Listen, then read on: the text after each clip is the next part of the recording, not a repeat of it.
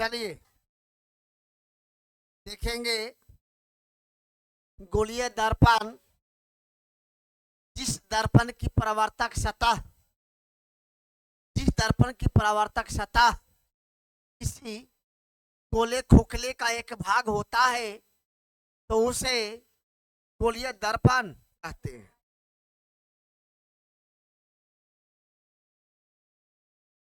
जिस दर्पण की परावर्तक सतह गोले खोखले का, किसी गोले खोखले का एक भाग होता है, इसमें दो भाग बनेगा।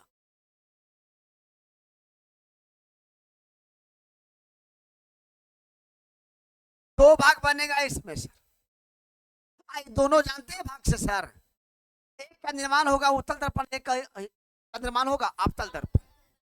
यानी कि वैसा दर्पण जिसका प्रवर्तक सतह धसा हो कहलाता अवतल, अवतल, अवतल, अवतल। अब ऐसा दर्पण जिसका प्रवर्तक सतह उठा हुआ हो उसको कहते हैं उत्तल, उत्तल, उत्तल, उत्तल। तो जिस दर्पण की परावर्तक सतह किसी गोले खोखले का एक भाग होता है तो उसे गोलीय दर्पण, यानी कि गोले का एक भाग है सर, ई वाला और ई वाला, क्या सर जी कहा जाता है सी, से क्या होता है सेंटर, कहता है सेंटर। चलिए आपका पी, आपका पी, पी से होता है जानते हैं सर ध्रुव होता है, पोल होता है, पी से पोल, पी से पोल, पी से पोल। तो आपने देखे कि जिस दर्पण की परावर्तक सतह किसी गोले खोखले का एक भाग होता है, इसमें दो भाग बनता है, तो एक भाग जो होगा सर जी, तो एक भाग होता है उसे गोलीय दर्पण कहते हैं। और गोलीय दर्पण दो प्रकार का होता है, एक होता है अवतल दर्पण, एक होता है उत्तल दर्पण। वैसा दर्पण जिसका परावर्तक सतह धसा हुआ हो उसे अवतल दर्पण कहते हैं, और वैसा दर्पण जिसका परावर्तक सतह उठा हुआ हो उसे उत्तल दर्पण कहते हैं। गोलीय दर्पण दो प्रकार के, गोलीय दर्पण दो प्रकार के, गोलीय दर्पण दो प्रकार के, एक उत्तल दर्पण, एक होता है एक अवतल दर्पण, एक उत्तल दर्पण, एक अवतल दर्पण, एक उत्तल दर्पण, एक अवतल दर्पण, एक उत्तल दर्पण, एक अवतल दर्पण, एक उत्तल दर्पण। अब सवाल है सर कि अवतल दर्पण किसको कहेंगे, कैसे पहचानेंगे, और उत्तल दर्पण कैसे पहचानेंगे? तो बोलता है कि वैसा दर्पण, वैसा दर्पण जिसका प्रवर्तक सतह धसा हुआ हो तो उसे अवतल दर्पण। आकृति पर आकृति सर, आकृति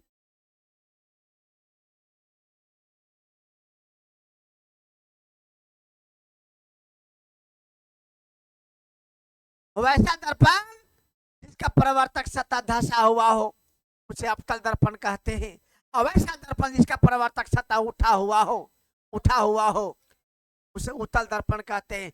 वैसा दर्पण जिसका प्रवर्तक सतह धसा हुआ हो उसे अवतल दर्पण कहते हैं, वैसा दर्पण जिसका प्रवर्तक सतह उठा हुआ हो उसे उत्तल दर्पण कहते हैं। नो डाउट, शक। चार, अवतल दर्पण, अवतल दर्पण को अभिसारी दर्पण भी कहा जाता है। आखिर क्यों कहते हैं इसको, अवतल दर्पण को अभिसारी दर्पण आखिर क्यों कहा जाता है?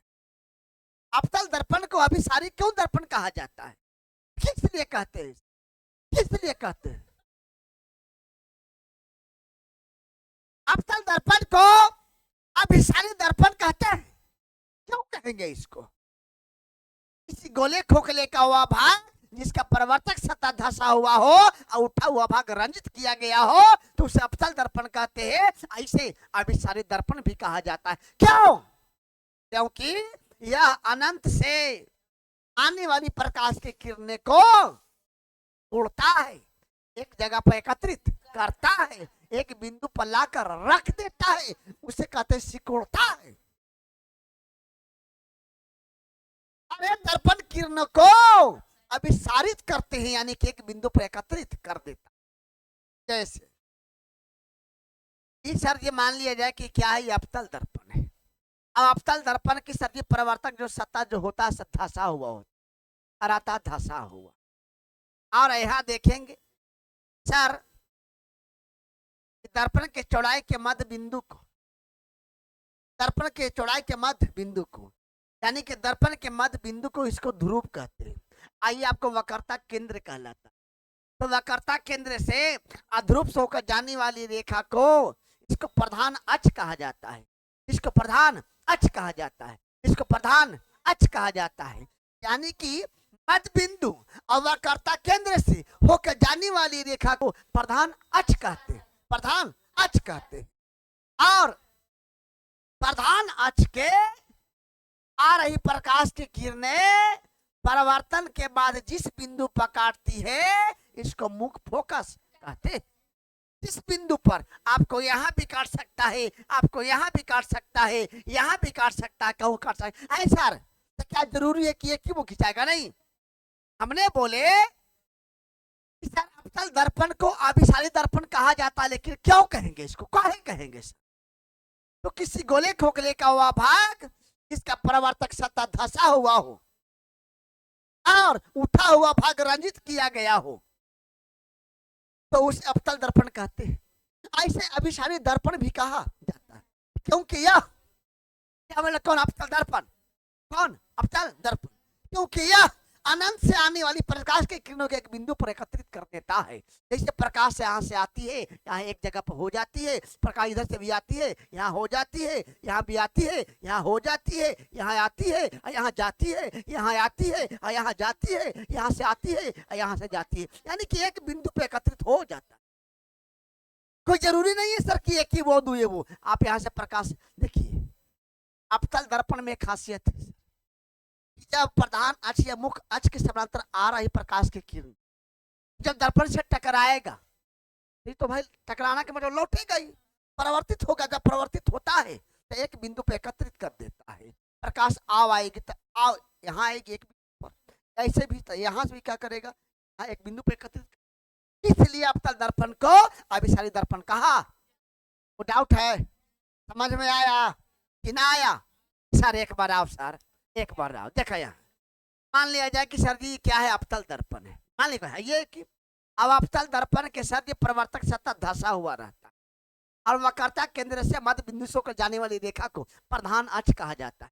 अब प्रधान अक्ष के समांतर आ रही प्रकाश की किरण टकरा कर लौटने की क्रिया को जिस बिंदु पर टकराती है सर, काटती है, उसको कहते हैं मुख्य फोकस, मुख्य मुख्य मुख्य।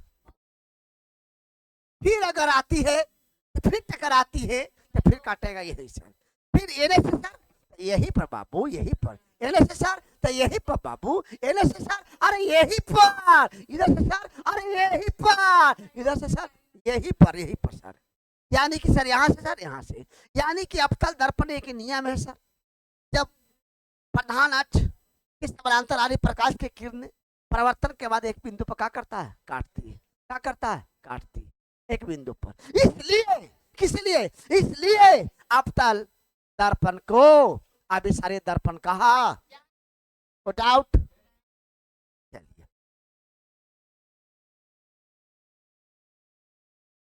अवतल दर्पण का उपयोग कहाँ कहाँ होता है, कहाँ कहाँ होता है, होता है कहाँ कहाँ होता है, कहाँ कहाँ होता है, कहाँ कहाँ होता है। अवतल दर्पण का उपयोग कहाँ कहाँ होता है, कहाँ कहाँ होता है। अवतल दर्पण का उपयोग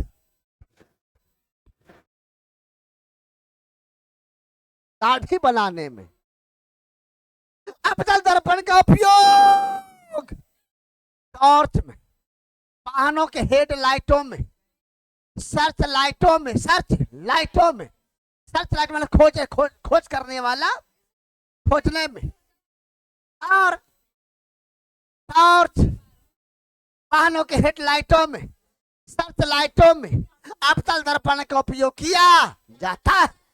और रोगियों के नाक, क्योंकि जब फोकसित करेगा ना अवतल दर्पण तो एक बिंदु पे एकत्रित कर देता है, इसे साफ साफ दिखाई देता है, इसलिए अवतल दर्पण का उपयोग किया जाता है। कान, गले, दांत, आंख आदि के जांच करने के लिए डॉक्टर क्या करता है कि अवतल दर्पण का उपयोग करते हैं। अवतल दर्पण का उपयोग, अवतल दर्पण का उपयोग हजामती दाढ़ी बनाने में, पूछ बनाने में, पूछ बनाने में, और टॉर्च वाहनों के हेडलाइटों में, हेड आगे वाला लाइटों में, सर्च लाइटों में अवतल दर्पण का उपयोग किया जाता है। रोगियों के नाक, कान, गले, दांत, आंख आदि के जांच के लिए डॉक्टर क्या करता है, अवतल दर्पण का उपयोग करते हैं। क्योंकि सर अवतल दर्पण क्या करता है कि एक बिंदु पर फोकसित कर देता। आज फोकसित करेगा तो दिखाई तो देवे करेगा और देगा। अब कहता कि सौर भट्टियों में सूर्य के प्रकाश को केंद्रित करने के लिए बड़े अवतल दर्पण का उपयोग किया जाता है, और रेलगाड़ी के इंजनों में भी अवतल दर्पण का उपयोग किया। अवतल दर्पण में बने प्रतिबिंब की विशेषताएं बताइए सर। हमने आपको बताया थे कि अवतल दर्पण है, और अवतल दर्पण के सर जानवे करते कि प्रवर्तक सतह फंसा हुआ रहता है, वह कर्ता केंद्र। आप मध्य बिंदु से होकर जाने वाली रेखा को प्रधान अक्ष कहते हैं। इस पर एक वस्तु रखेंगे और वस्तु से आने वाली किरण को आपतित किरण और टकरा कर लौटती है सर, जिस बिंदु पर काटता है उसको मुख्य फोकस कहा जाता है। इस बिंदु पर काटे, यहाँ काटे, यहाँ काटे, यहाँ काटे, यहाँ काटे, यहाँ काटे, यहाँ काटू, यहाँ काटू, टांग पिटाऊ ना खेले, यहाँ काटू, यहाँ काटू, कहूँ काटू, कहूँ काटू, वो क्या कहलाएगा, मुख्य फोकस। प्रधान अक्ष के समानांतर आर्य प्रकाश की किरण परिवर्तन के बाद लौटने के बाद इस बिंदु पर काटेगा। कहाँ काटेगा, प्रधान अक्ष पर। आज इस बिंदु पर काटेगा उसको कहेंगे आप क्या है, मुख। मुख इसको कैपिटल एफ द्वारा नोट किया जाता है सर। आप क्या करेंगे सर, मुख अक्ष के मुख फोकस से होकर जाने वाली किरण क्या करता है, इन्हें से आती है और प्रधान अक्ष के समांतर लौट जाती है। जब लौटेगा सर तो यहाँ पर प्रतिबिंब बनेगा। अब हमने बोले कि अवतल दर्पण के सर जो प्रतिबिंब बनेगा तो सामने बनता है और उल्टा बनता है, छोटा भी बन सकता है। बिल्कुल बिल्कुल, प्रतिबिंब को अवतल दर्पण के नियम है, प्रतिबिंब की विशेषता ये गुण है कि प्रतिबिंब को पर्दे पर प्राप्त किया जाता है। प्रतिबिंब वस्तु की स्थिति के अनुसार बड़ा भी हो सकता है, छोटा भी हो सकता है, बराबर भी हो सकता है। स्थिति के अनुसार कहाँ कहाँ वस्तु रखेंगे वहां वहां पता चलेगा। सर बड़ा भी हो सकता है और बड़ा भी हो सकता है, छोटा भी हो सकता है, स्थिति के अनुसार। स्थिति के अनुसार प्रतिबिंब वास्तविक रियल बनेगा, उल्टा भी और काल्पनिक भी एवं सीधा दोनों प्रकार से प्राप्त किया जाता है। अवतल दर्पण में खासियत है कि प्रतिबिंब वास्तविक भी बनता है, उल्टा बनता है, काल्पनिक बनता है और सीधा दोनों प्रकार से प्राप्त किया।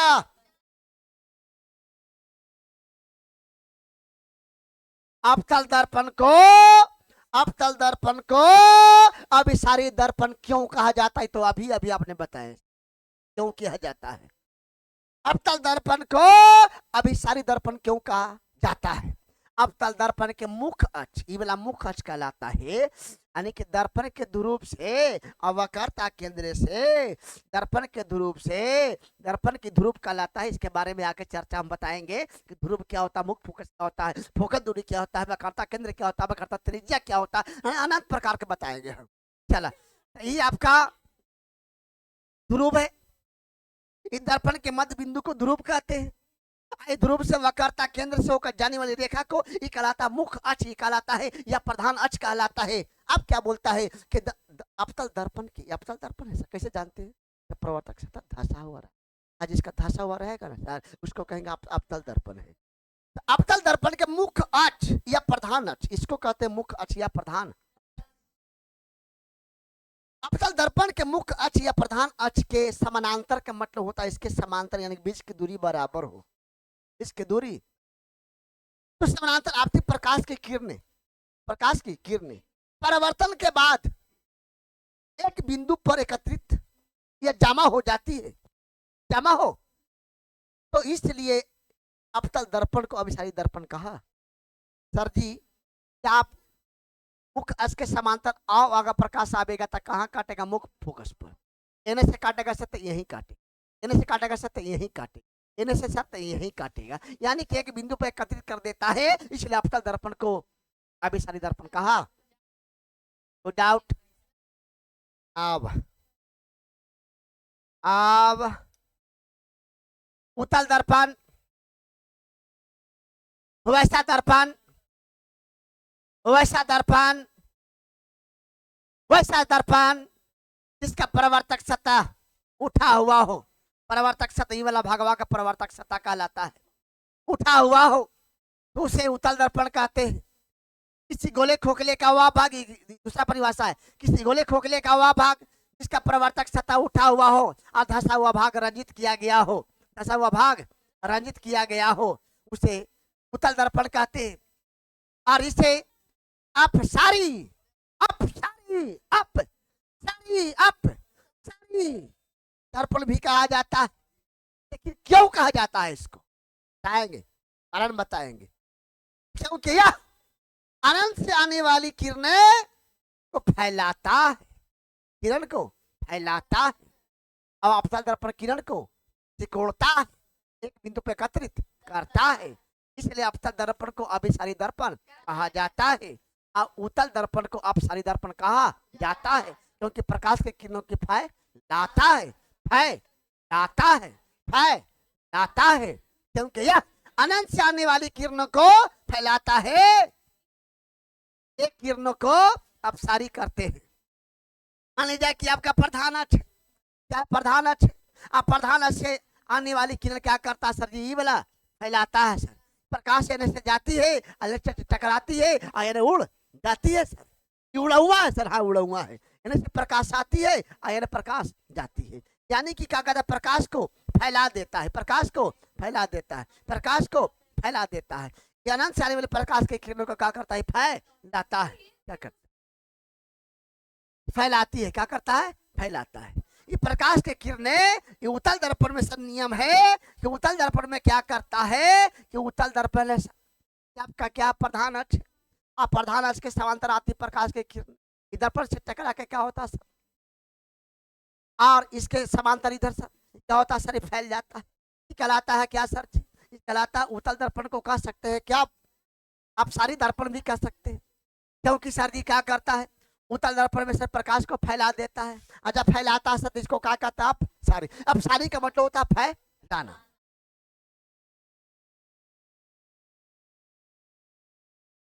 अब उत्तल दर्पण का उपयोग लिखे बोर्ड में पूछता है। स्कूटर में, मोटर कार, मोटर कार, बस इत्यादि उत्तल दर्पण का उपयोग साइड मिरर के रूप में, साइड मिरर के, साइड मिरर के, साइड मिरर के बाएं है वो, बाएं है वो। वो भी देखते होंगे गाड़ी चलाता तो बाएं दाएं देखता है कि कौन आ रहा है, कौन जा रहा है, कौन आ रहा है, कौन जा रहा है, लगाता। क्योंकि कितना बड़ा रहेगा रे, कितना बड़ा तो छोटा बना के पूरे को आकृति को दिखा देता, दिखा देता। स्कूटर, मोटर कार, बस इत्यादि में उत्तल दर्पण का उपयोग किया जाता है। लेकिन कहाँ? साइड मिरर के रूप में या पीछे देखने के लिए आईने के रूप में किया जाता है। क्योंकि कितना बड़ा रहेगा ना तो छोटा आकृति बना के क्या करता हूँ? दिखा देता है। लेकिन हुबहू दिखाता है कि कौन कितना बड़ा आ रहा है। वाहनों के, वाहनों के, वाहनों के, वाहनों साइड मिरर के रूप में उत्तल दर्पण का उपयोग क्यों किया जाता है? आखिर क्या कारण है? क्योंकि बताता है, क्योंकि वे किसी वस्तु का हमेशा उत्तल दर्पण जो होता है ना, वो वस्तु का हमेशा सीधा प्रतिबिंब बनाता है, उल्टा कभी बनाता नहीं है। अगर उल्टा बनाता तो ट्रक चल रहा सीधे तो उल्टा नजर आता, रुकल है ट्रकवा। क्योंकि वे किसी वस्तु का हमेशा, हुए मतलब कौन? उत्तल दर्पण। थर्ड पर्सन की बात हो रहा है।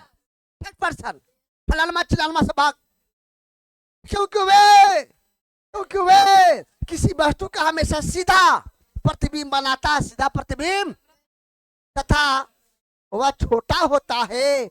इनका दृष्टि क्षेत्र बने, इसका जो दीदा होता है ना उत्तल दर्पण का, से बहुत बड़ा होता है। इसलिए उत्तल दर्पण को वाहन चालक अपने पीछे देखने बहुत बड़े क्षेत्र को देख पाते हैं। यानी कि उत्तल दर्पण में खासियत होता है कि कितना बड़ा दृश्य रहेगा ना, तो अपना सराकृति छोटा बना को दिखा देता है। कौन? उत्तल दर्पण। इसलिए इसको उत्तल दर्पण को सारे मिरर के रूप में किया जाता है। आगे देखेंगे सब। अगला सवाल है कि उत्तल दर्पण को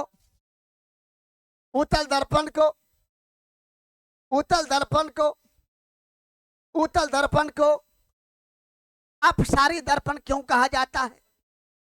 उत्तल दर्पण के प्रधान अक्ष के मुख्य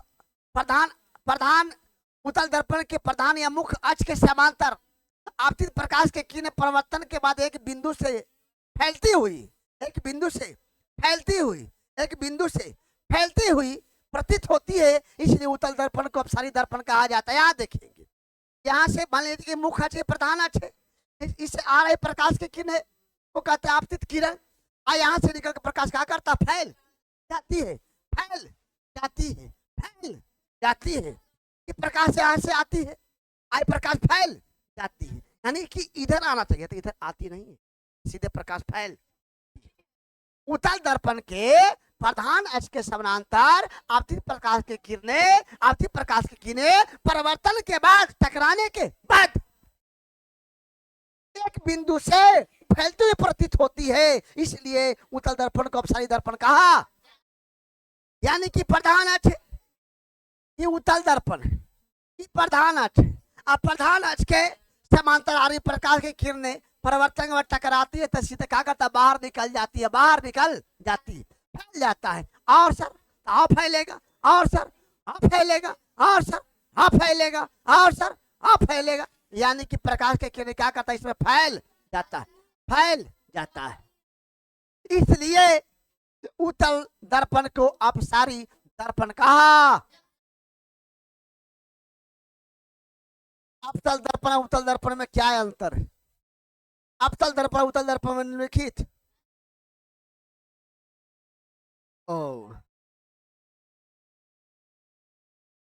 अभी आपने पढ़े हैं कि अवतल दर्पण का परिभाषा सर जी को वैसा दर्पण जिसका प्रवर्तक सतह धसा हुआ रहता है वो अवतल दर्पण कहलाता है। और अवतल दर्पण का फोकस दूरी होता है, अवतल दर्पण का फोकस जो दूरी होता है ऋणात्मक होता है। इस ऋणात्मक काहे होता है ये सब कारण बताएंगे सर, क्यों होता है आखिर।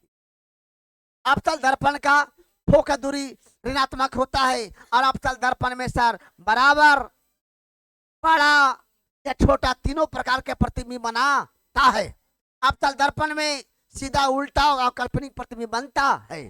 पूछेगा कि अवतल दर्पण में अवतल दर्पण में क्या अंतर है सर, तो पहले तो बोलेंगे उत्तर जो वैसा दर्पण जिसका प्रवर्तक सतह धसा हुआ रहता है अवतल दर्पण कहलाता है। अवतल दर्पण का फोकस दूरी क्या होता है? ऋणात्मक होता है। ऋणात्मक काहे होता है ये बताएंगे चिन्ह परिपाटी में आगे चलकर। अवतल दर्पण में बराबर या बड़ा या छोटा तीनों प्रकार के प्रतिबिंब बनता है। अवतल दर्पण में सीधा बनता है, उल्टा बनता है और काल्पनिक प्रतिबिंब बनता है। अगला है कि उत्तल दर्पण में सर तो ऐसा दर्पण जिसका प्रवर्तक सतह उभरा हो, माने उठा हुआ हो तो उसे उत्तल दर्पण का फोकस दूरी क्या होता है? धनात्मक। ठीक उसका विपरीत है मेरे भाई। उत्तल दर्पण में हमेशा छोटा प्रतिबिंब बनता है, उत्तल दर्पण में सीधा प्रतिबिंब बनता है, जिसे क्या कहते? काल्पनिक कहते। आप देखिए बहुत बढ़िया चीज है, ये जब समझेंगे तब आपका जितने भी हिसाब इसमें है तब बनेगा आप लोग से, और इसको समझा के छोड़ेंगे यार। चलिए यहाँ देखेंगे मिस्टेक होता है। गोलीय दर्पण से संबंधित कुछ महत्वपूर्ण बिंदु तो इस प्रकार से है वक्रता केंद्र के बारे में समझेंगे और ध्रुव के बारे में समझेंगे, ध्रुव के बारे में समझेंगे। चलिए यहाँ देखिए आकृति दिया सर जी, पारने के लिए जगह छोड़ दिया। सबको यहाँ देखेंगे बारी बारी से। सबसे पहले क्या करेंगे सर, एक आकृति पारेंगे। यह आकृति कैसा रहेगा सर, तो बोलेंगे अवतल दर्पण रहेगा। तो अवतल दर्पण में हो सकता है, तो उत्तल में ना होगा, होगा। सबको यहाँ देखेंगे टुकुर टुकुर। समझना है यहाँ सर जी कि गोलीय दर्पण में कुछ महत्वपूर्ण बिंदु है। इस बिंदु के बारे में जब समझेंगे तब आपका मैथ इसमें बनेगा। क्या देखेंगे, आप क्या करेंगे सर, एक रेखा पारेंगे। इस रेखा को क्या कहेंगे सर, ये हम बताते हैं। कौन बताएंगे, हम बताएंगे। क्या बताएंगे आप कि सर ये गोले का एक भाग है, इस गोले खोखले का एक भाग है। गोले खोखले में सबको जानता है कि क्या होता है, केंद्र होता है। क्या होता है, केंद्र होता है। जो उत्तल दर्पण जो बना है, अवतल दर्पण कहाँ से बना है, गोले खोखले से बना है। तो क्या इसमें केंद्र होगा कि ना होगा। इसको सी से नोट किया जाता है, इसको सी से नोट किया जाता है। सी से सेंटर होता है, इसको वक्रता केंद्र कहा जाता है हिंदी में, वक्रता केंद्र, वक्रता केंद्र। और इस दर्पण के चौड़ाई को द्वारक भी कहते हैं। जो देख रहे हैं ना चौड़ाई वाला, यहाँ से आता है, इसको चौड़ाई कहा जाता है। आई दर्पण के मध्य बिंदु को ध्रुव कहते हैं। दर्पण के मध्य बिंदु को ध्रुव कहते हैं। दर्पण के मध्य बिंदु को ध्रुव कहते हैं। दर्पण के मध्य बिंदु को ध्रुव कहते हैं। दर्पण के मध्य बिंदु को ध्रुव कहते हैं। अब ध्रुव और वक्रता केंद्र से होकर जाने वाली रेखा को, होकर जाने वाली रेखा को, होकर जाने वाली रेखा को, इसको सर जी वक्रता केंद्र कहते हैं, वक्रता केंद्र कहते हैं। जो सी से नोट किया जाता है। और दर्पण के मध्य बिंदु को, दर्पण के मध्य बिंदु को, दर्पण के मध्य बिंदु को, दर्पण के मध्य बिंदु को ध्रुव कहते हैं। इसको पी से नोट करते हैं। आखिर क्यों करते हैं, तो पी से पोल होता है, ये पोल खोलता है, पोल खोलता है किसी का। हर दोस्त को सही बात नहीं बताना चाहिए, न तो पोल खोल देते हो। और जब खोल देते तो समझ ला कि तू ना घर के ना घाट के रहबा, ना रहे सुख ना ससुर सुख।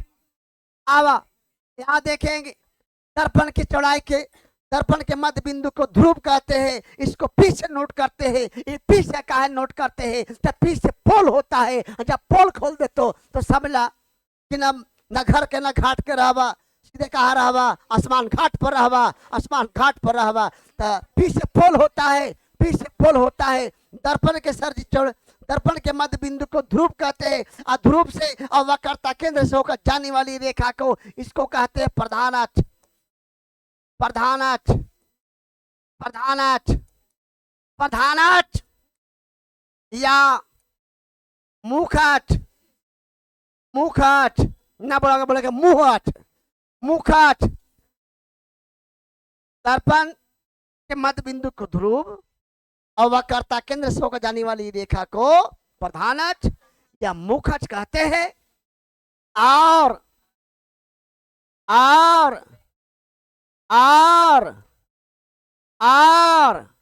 प्रधान अक्ष या मुख अक्ष के समानांतर आने वाली किरण को आपतित किरण कहते हैं। और इसे जाने वाली किरण को परावर्तित किरण कहते हैं। और जिस बिंदु पर टकराती है, प्रधान अक्ष के जिस बिंदु पर टकराती है, प्रधान के अक्ष के जिस बिंदु पर टकराती है, इसका मुख्य फोकस कहा जाता है। इसका मुख्य फोकस कहा, मुख्य फोकस कहा। आने वाली किरण को आपतित किरण, लौटने वाली किरण को परावर्तित किरण। अपरावर्तित किरण यानी कि मुख्य अक्ष के जिस बिंदु पर टकराएगा, चाहे यहाँ टकरा जाए, चाहे यहाँ टकरा जाए, चाहे यहाँ टकरा जाए, चाहे कोई गली नली में टकरा जाए, वो क्या कहलाएगा सर, मुख्य फोकस कहलाता है, मुख्य फोकस कहलाता है। ये मुख्य फोकस कहलाता है, मुख्य फोकस कहलाता है। इतना बात समझ में आया। ये दर्पण है कि दर्पण दो प्रकार के, एक समतल दर्पण, एक गोलीय दर्पण। गोलीय दर्पण दो प्रकार के, एक अवतल दर्पण, एक उत्तल दर्पण होता है। ये अवतल दर्पण है, कैसे जानेंगे, वैसा दर्पण जिसका प्रवर्तक सतह समतल हो, उसे अवतल दर्पण कहते हैं। और दर्पण के मध्य बिंदु को ध्रुव कहते हैं, ध्रुव। इसको अंग्रेजी में पोल कहते हैं, पोल। और ये किसी गोले खोखले का एक भाग है। गोले खोखले का हमेशा एक केंद्र होता है। इस केंद्र को कहा जाता है वक्रता केंद्र कहते हैं। इसको अंग्रेजी में सेंटर कहते हैं। और वक्रता केंद्र ध्रुव के और वक्रता केंद्र से होकर जाने वाली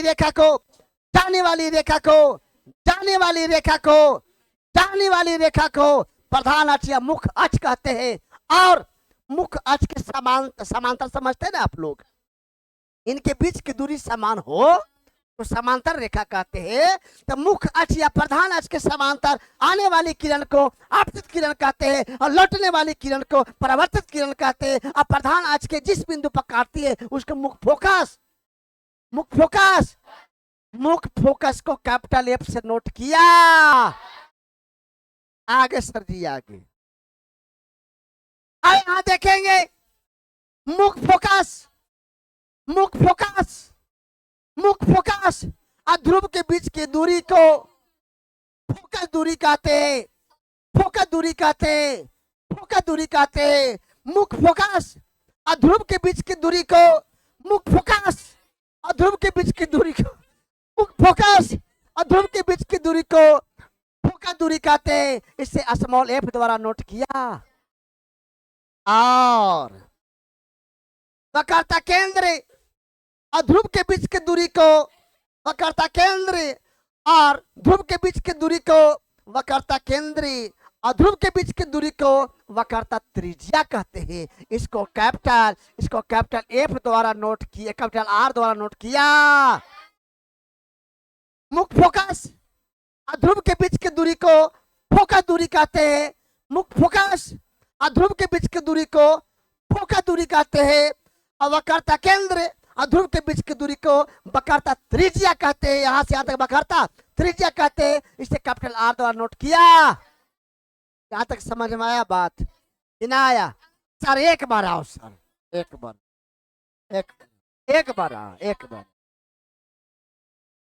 दर्पण के मध्य बिंदु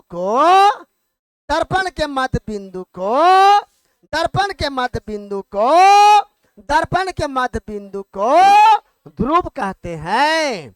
और किसी गोले खोखले का एक भाग है, एक इसमें एक सेंटर होता है। इस सेंटर को वक्रता केंद्र कहते हैं। और ध्रुव और वक्रता केंद्र से होकर जाने वाली रेखा को प्रधान अक्ष या मुख्य अक्ष कहते हैं। पूरे रेखा को प्रधान अक्ष कहते हैं। और प्रधान अक्ष के समानांतर आ रही प्रकाश की किरणें परिवर्तन के बाद जिस बिंदु पर कटेगा मुख्य अक्ष के जिस बिंदु पर